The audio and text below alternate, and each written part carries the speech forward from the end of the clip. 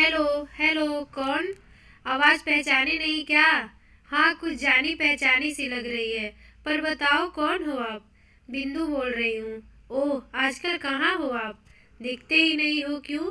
आप देखकर क्या करोगी? करना क्या है? तो फिर क्यों पूछा? सहज सी मीठी आवाज़ को सुनने के लिए विवेक सवाल पर सवाल दाग रहा था और उसी सुरीले नज़र में जवाब दे रही थी बिंदु। बिंदु वयस्क थी और यह सब चोचले जानती थी। बिंदु बिंदास भी थी। विवेक युवा था, बढ़ती जवानी का उबलता जोश उसका विपरीत लिंग के प्रति आकर्षित होना स्वाभाविक था। इन बातों का सिलसिला चलना और विवेक बिंदु का एक दूसरे के प्रति आकर्षण का कारण था। बिंदु की परवरसन, जो कि विवेक की मुंहबोली माँ थी, उनका स्वभाव हंसी मजाक का था और वो विवेक भी चंचल था तो खूब जमती थी। यह देख बिंदु का यौवन मचल जाता था।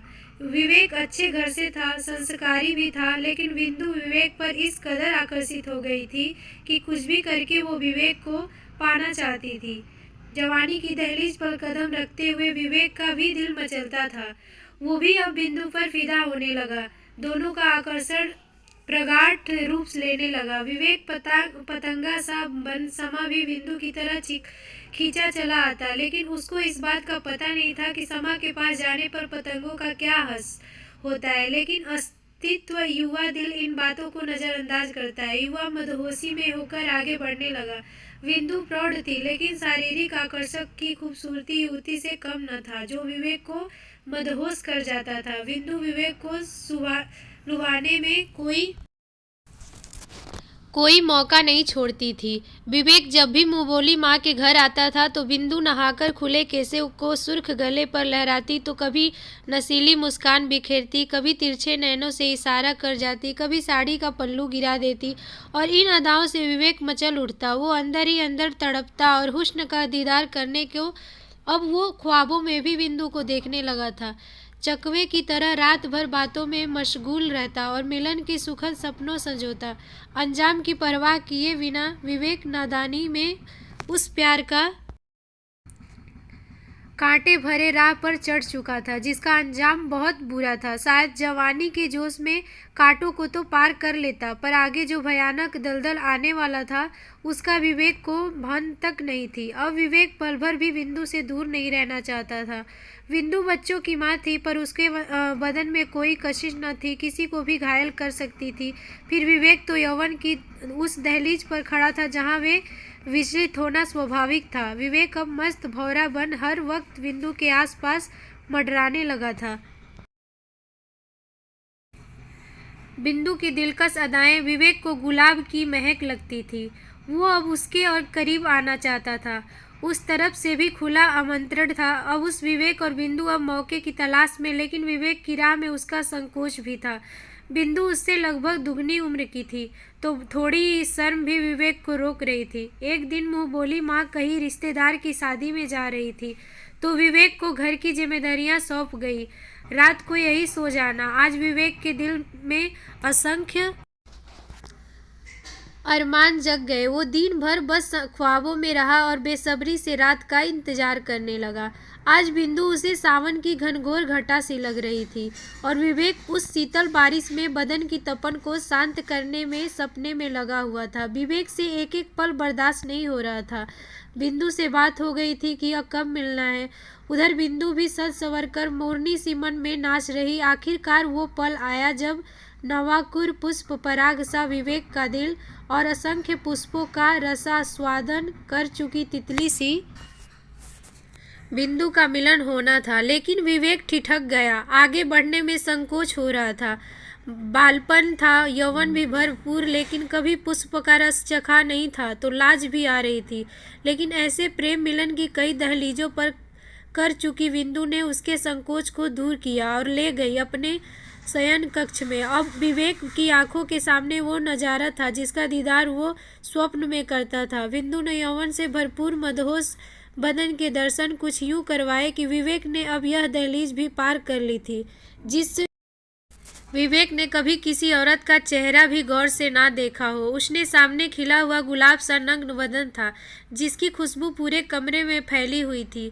विवेक ने भी अब अपवा खो दिया और बिंदु से लिपट गया। भंवरा सा पुष्प का रसस्वादन करने चिपक गया। गुलाब की पंखुड़ी से बिंदु ने उसे आगोश में ले लिया।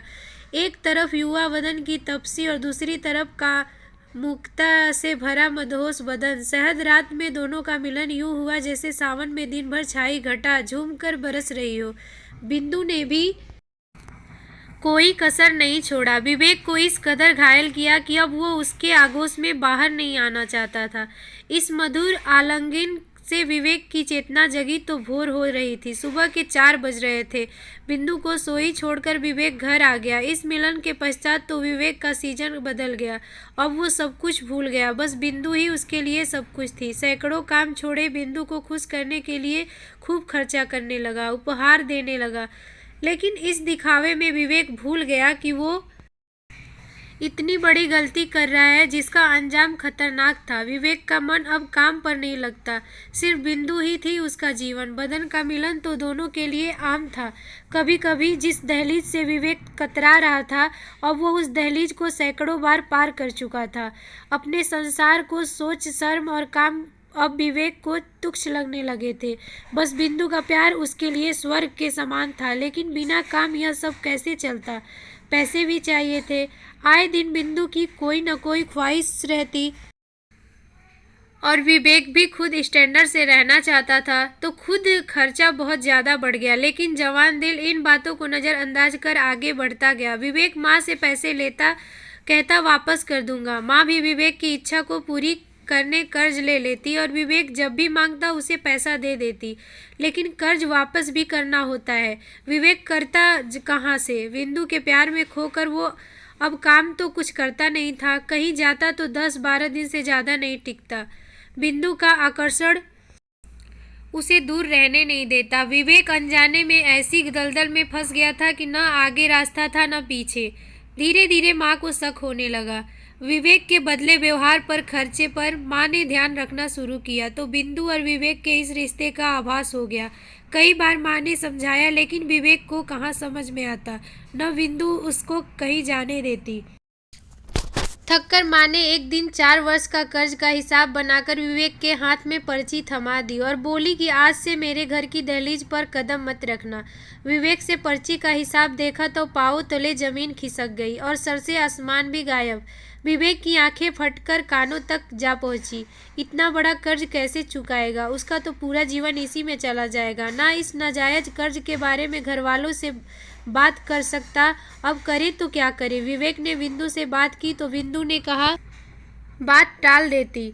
उसने अपने दोस्तों से विमर्श किया लेकिन किसी के पास इतनी बड़ी रकम नहीं थी। अब कहाँ जाए? कोई दहलीज ऐसा नहीं था जिसका विवेक की परेशानी का समाधान हो सके। निराश होकर विवेक शराब पीने लगा। उसकी परेशानी का हल नहीं निकलता। अब विवेक और ज़्यादा दलदल में डूबता जा रहा था। एक रोज़ दूसरे गाँव में वो अपने दोस्तों के पास बैठा शराब पी रहा था तो उसी को बिंदु की याद आई। उसने बिंदु के पास फ़ोन किया लेकिन बिंदु दूसरे नंबर पर व्यस्त थी। विवेक 8 से 10 दफ़ा कॉल किया लेकिन बिंदु ने जवाब नहीं दिया। विवेक का नशा उतर गया क्योंकि जो बिंदु हर हाल में विवेक के फ़ोन का जवाब देती थी आज क्यों नहीं दे रही है। विवेक को गुस्सा आया और वो उठा और पैदल गांव की तरफ कोई 2 घंटे पैदल चलकर विवेक गांव पहुंचा। सीधे बिंदु के घर आया। रात का सन्नाटा था तो सब सो रहे थे। बिंदु के कमरे के पास पहुंचते ही विवेक के पास ठिठक गए। कमरे में से मदक आवाज़ें आ रही थी। कमरे में रोशनी थी। विवेक ने खिड़की के छेद से झांककर देखा तो विवेक के हाथ पांव शिथिल पड़ गए। मुंह खुला का खुला रह गया जैसे लकवा मार गया हो। अंदर बिंदु किसी के साथ हम बिस्तर थी। विवेक वहीं बैठ गया, रोने लगा। गुस्सा आया कि पत्थर लेकर दोनों का सर फोड़ दे, लेकिन पता नहीं क्यों विवेक ने यह विचार अंदर ही दफना। विवेक रोने की आवाज़ शायद बिंदु के कान में पड़ी। वो आधे अधूरे कपड़े पहनकर बाहर आई और गुस्से में बोली, तू यहाँ क्या कर रहा है? किससे पूछकर मेरे घर में आया? तब विवेक निशब्द था। उसकी जबान तो बेजबान हो गई थी। बिंदु बोलती रही, तेरे पास अब है ही क्या? यह देख, राज आज पहली बार आया है और उसने सोने की चैन दी है। मैं तेरे पास क्या है? अब निकल मेरे घर से। कहते हुए बिंदु ने विवेक का हाथ पकड़कर धक्का दे दिया।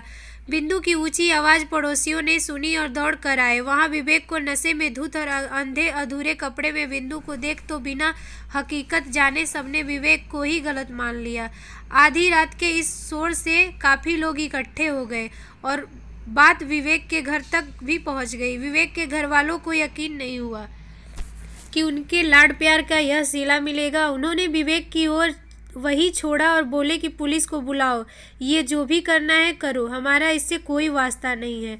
विवेक की मुँह बोली माँ बीच बचाव करके विवेक को बाहर ले गई और बोली, तूने आज तक मेरी बात नहीं मानी, आज तक अंतिम बात कह रही हूँ, यहाँ से दूर चला जा और तब तक ना आना जब तक कि तू इस कलंक को ना मिटा सके। समय हर घाव को भर देता है, कुछ ऐसा कर किया बात सब भूल जाएं और नए विवेक को सब याद करें। यह कहकर माँ अंदर चली गई। विवेक चेतनाहीन होकर विवेक अपने घर की तरफ चला। छत पर जाकर सो गया, जहाँ वो अक्सर बिंदु से मिलने के बाद आकर सोता था। शून्य से मानसिक में कुछ नहीं था। आसमान को देख रहा था, आंखों का पानी भी सूख गया था। न गुस्सा न चिंतन, बस एकटक आसमान निहार रहा था। पुरानी बातें याद कर रहा था जो विवेक दिल पर गहरा आघात दे रही थी। नींद दूर दूर तक नहीं थी। चिड़िया के चहकने की आवाज़ आ रही थी। पता चला कि सुबह हो गई। विवेक अपने अंजाम तक पहुंच गया था। अब बस आखिरी दहलीज तक जाना था। सुबह घर से निकला और उसने माँ को फ़ोन किया। भरे गले से बोला, माँ आखिरी बार 1000 रुपये दे दो। उधर से भी रूंधे गले से आवाज़ आई कि ले जा। विवेक की जेब में फूटी कौड़ी नहीं थी। माँ के घर पहुंचा, नज़र झुकी हुई थी। माँ ने पैसे दे दिए, लेकिन विवेक झुकी नज़रों के साथ ही घर से निकल गया। बस पकड़ी और दिल्ली पहुंच गया। 2 दिन स्टेशन पर सोचते हुए गुजार दिए, लेकिन विवेक को कोई रास्ता नहीं सूझा कि आखिर जाऊं तो कहां जाऊं। तीसरे दिन का सूर्य भी अस्त हो गया, पर विवेक का विवेक अभी भी निस्तेज था। सोचते सोचते विवेक रास्ते पर चल रहा था। विवेक को पता नहीं चल रहा कि चलते चलते वो सड़क के बीच में आ गया था। वो अपने बीते हुए कल में इतना खो गया था कि उसे पता नहीं चला। अचानक एक गाड़ी से टकरा गया। विवेक सड़क पर गिर गया। गाड़ी से एक सज्जन बाहर निकले और देखा तो विवेक को चोट आई हुई थी।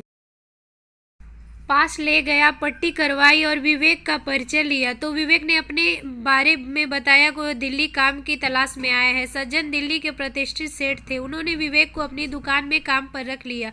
विवेक भी अब पूरे मन से काम करता, लेकिन उसका बीता हुआ कल उसको रात में सोने नहीं देता। बार बार उसको बिंदु का वो बर्ताव और खुद की गलती याद आती।